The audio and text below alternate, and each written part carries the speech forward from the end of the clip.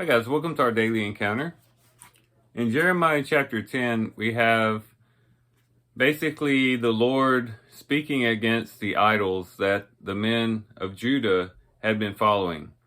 And he gives some descriptions of these idols. For one, he shows them as just material objects. We could look at verse 3, the beginning of verse 3, where it says, "For the customs of the people are delusion, because it is wood cut from the forest." These idols were just wood. They were material things that came from the earth. We could also look at verses 8 and 9 that says, "But they are altogether stupid and foolish, and their discipline of delusion, their idol is wood. Beaten silver is brought from Tarshish, and gold from Uphaz." And the idea here is that these idols are not gods. They're just things that are formed from the things you find on the earth, whether it's wood or silver or gold, whether it's something cheap or expensive, it doesn't matter. They're still just things that are attained from the earth itself. They're not things that are above or outside of this universe. They're part of earth. They're material things. But also they are the work of men. Going back to verse 3, it says, "The work of the hands of a craftsman with a cutting tool." So a man actually forms them. In verse 9, it says, "The work of a craftsman in the hands of a goldsmith. And violet and purple are their clothing. They are all the work of skilled men." So they're material, and then they're just formed by men. Again, they are not gods. They're just things that are taken from the earth and are formed by the hands of men. But they're also easily fallen, or they totter very easily. In verse 4 it says, "They decorate it with silver and with gold. They fasten it with nails and with hammers, so that it will not totter." So it just shows the weakness of these idols. You got to nail them down. You got to secure them just so that they won't fall over. Not having any strength, any power of themselves, a man has to do something to keep them from falling over. So they're easily fallen. They're also inanimate objects. They don't do anything. In verse 5, it says, "Like a scarecrow in a cucumber field are they, and they cannot speak. They must be carried because they cannot walk. Do not fear them, for they can do no harm, nor can they do any good." So they can't speak, they can't walk, they can't do any harm, they can't do any good. They're just inanimate objects. They have no action. They have nothing to do. And then it talks about how they will perish with the earth. Verse 11. "The gods that did not make the heavens and the earth will perish from the earth and from under the heavens." So not only did they not make heaven and earth, but they're going to be destroyed along with heaven and earth. All the wooden idols, even the idols made of gold and silver, eventually they're going to become tarnished. They're going to be destroyed in one way or the other. So not only did they not create anything, but they're going to be destroyed with everything else in creation. And they're worthless as well. Verse 15 says they are worthless, a work of mockery. In the time of their punishment, they will perish. So they're not worth anything. And a lot of that is derived from what was already said about them, because they are material, just made out of material, because they are the work of man, because they are easily fallen, because they're inanimate objects, because they will perish from the earth. They are just worthless.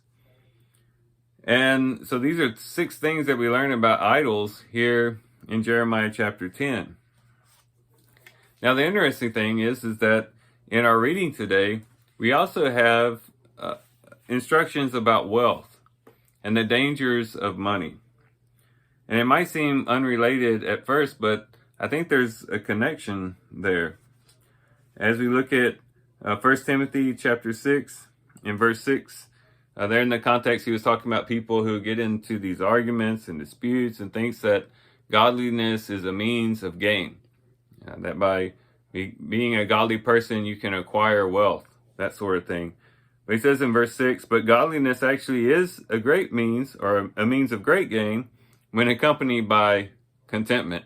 So there is great gain to godliness, but it's not in earthly wealth and earthly accumulation of possessions, but it's a spiritual gain, and it becomes even a better gain if it's acquired with contentment, without seeking earthly wealth. It says in verse 7, for we have brought nothing into the world, so we cannot take anything out of it either. If we have food and covering, with these we shall be content. But those who want to get rich fall into temptation and a snare, and many foolish and harmful desires, which plunge men into ruin and destruction. For the love of money is a root of all sorts of evil, and some by longing for it have wandered away from the faith and pierced themselves with many griefs. Now, what's the connection between this idea of people who desire wealth, who desire great possessions and that sort of thing in 1 Timothy chapter 6, and with these idols in Jeremiah chapter 10? Well, if you think about it, the things that we try to acquire through our wealth, and the things that we think are important, and the things that oftentimes take the place of God in our lives, that we are chasing after, that we are desiring, that we want with all of our heart, and that really take the place of God, they are basically can be described just like the idols found in Jeremiah chapter 10. The things that we try to acquire with our wealth are what? Just material things, right? They are the work of men. You try to buy a fancy car. What is a fancy car? Well, it's just metal that has been shaped and been worked by the hands of men, or maybe by machines that were made by the hands of men. But it's just all things that are derived by men, or are derived from men.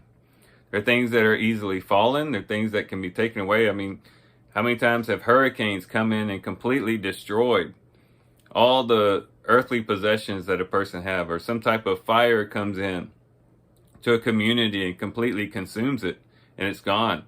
You got to put in a lot of effort to keep the things that you acquire through wealth. They are inanimate objects in a lot of ways. Sure, maybe your TV has images and things like that, but at the end of the day, it's really just light shining through pixels and machinery behind it. It really doesn't have any power in and of itself, and can't really do anything. It can't speak of its own. It can't walk on its own. It can't do harm or good. None of these things that we acquire have the power to do those things in and of themselves. They will perish with the earth. Everything that we acquire through our wealth is one day going to be destroyed. And anyone who's owned a vehicle or owned a house, yeah, they may last for a few years, but eventually, you got to put a lot of work in them just to keep them going. And if left to themselves, they would completely corrupt or corrode and be destroyed and become unusable. And so the things that we try to acquire in this earth really are just temporary things and perish with the earth. Ultimately, they're worthless.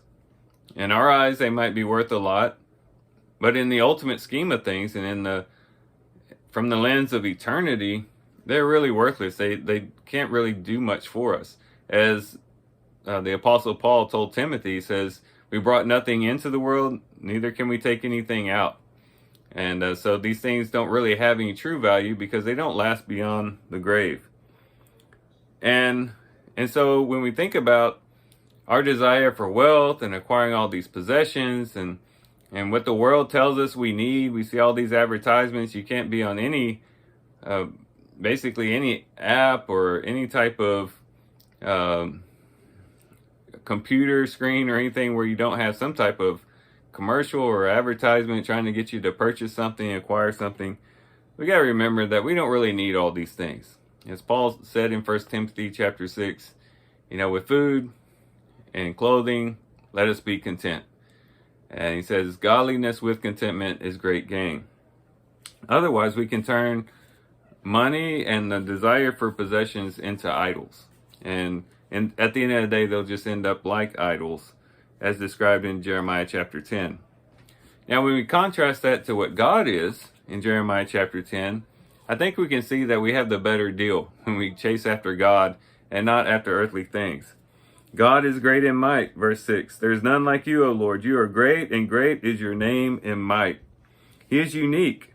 There's no one like him. It says in verse 7, who would not fear you, O King of the nations? Indeed, it is your due. For among all the wise of the nations and in all their kingdoms, there is none like you. A lot of things that we buy, they're made by the thousands. And you might acquire and think it's a big deal, but you know what? Thousands of other people have the same thing. But God is unique. When we have God, we have something that cannot be duplicated, cannot be replicated. He is a unique God, a holy God.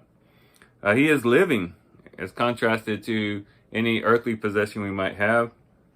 In verse 10, he says, but the Lord is the true God. He is the living God. He is living, in contrast to these idols that were dead, that couldn't speak, couldn't do anything. They're inanimate. This is the living God who does act, who does do things, who does affect things on the earth. In verse 4, he's the everlasting King.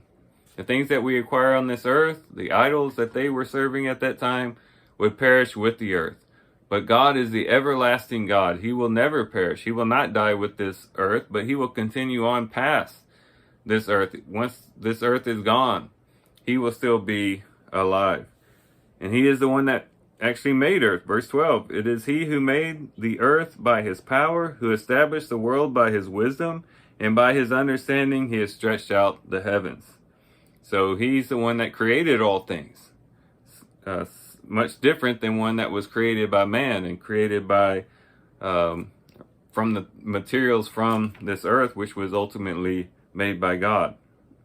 And he can influence things on the earth, unlike the idols. In verse 13, when he utters his voice, there's a tumult of waters in the heavens, and he causes the clouds to ascend from the end of the earth. He makes lightning for the rain and brings out the wind from his storehouses. Not an inanimate object, not just something that just sits there and doesn't do anything.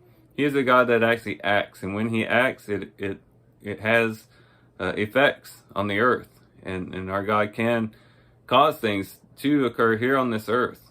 And those of us who have been involved in prayer, have lived a life before God, we have seen how he has acted on the earth, not just in nature, but even in our personal lives. So what do we walk away with this? Well, we should desire God above the things of this earth. The things of this earth are just material things. They're the work of men. They're easily fallen, easily broken, we could say. They're inanimate objects for the most part, will perish with the earth. They're worthless. But our God is one that can be pursued, who is great in might, who is unique, who is living, who is everlasting, who made earth, and then can influence things on the earth. He's the one that should be our heart's desire. And so if we have God in our hearts, and if he is truly our desire in life, it will lessen our desire to have these earthly things, because we'll already have the best thing. There's nothing better than God. And to have a relationship with God is better than any earthly possession. And so let's remember that as we go about our daily business, and maybe we're watching TV or we're driving down the highway looking at billboards or on Facebook scrolling and ads showing up. Let's remember that we don't really need all these things. We have God, the everlasting God who created all things. And that's the best thing that we can have, a relationship with God. And let's praise God that he has opened up his heart and his arms to us so that we can have a relationship with him.